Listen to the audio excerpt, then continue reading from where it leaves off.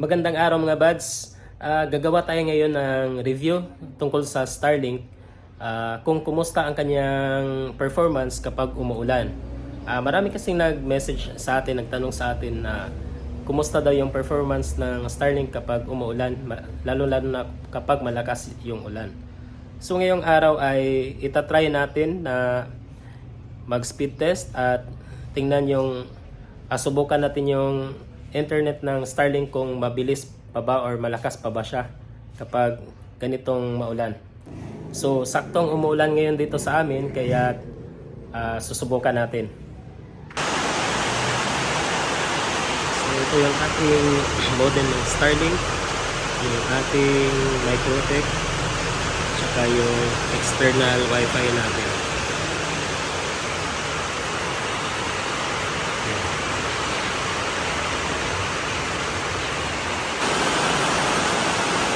So ganito kalakas yung ulan ngayon.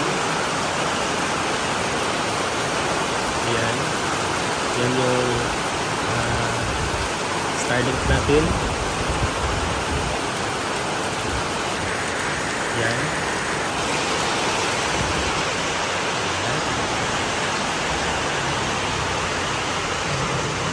So i-try nating mag-speed test gamit ang website ng Starlink, application ng Starlink. Speed test. Yan, pumapalo pa rin siya ng 160 plus Mbps. 154 Mbps yung kanyang download speed. Ito yung upload speed niya ay nasa 17.6 lang. So dito naman tayo sa speed test.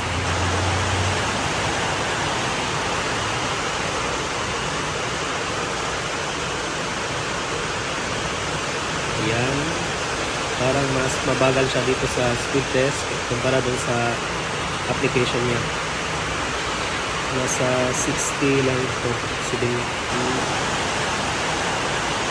So, maabot din siya ng 94.5 Mbps yung kanyang download. At saka yung upload speed niya naman ay nasa 40 plus. Hindi na masama.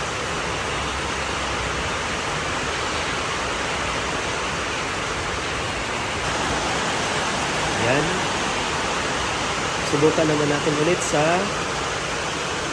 application.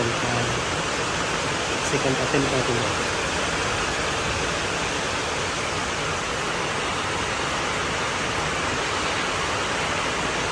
Yan. Parang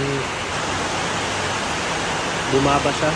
Naging 66 MB na lang yung download niya. Yung upload ay nasa 18.9 Mbps. Subukan natin ulit sa speed test.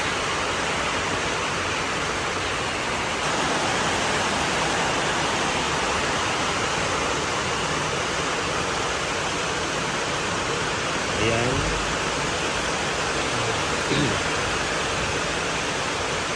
So 16 Mbps na lang. Medyo na hindi talaga naging steady itong internet ng Starlink dahil sa ulan.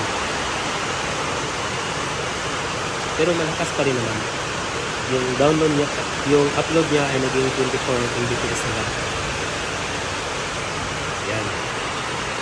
Susubukan naman natin ngayon sa YouTube kung mabilis lang ba. Yan, mabilis lang maka-open ng mga video. Try natin try natin na yung HD performance, ito yung pinaka highest na resolution ng video na ito.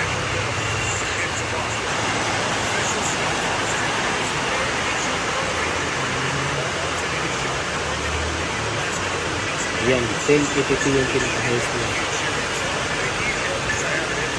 So, hindi siya naglalag, hindi siya naglo-loading. Fast forward ko pa. So, smooth pa rin siya sa kanyang browsing.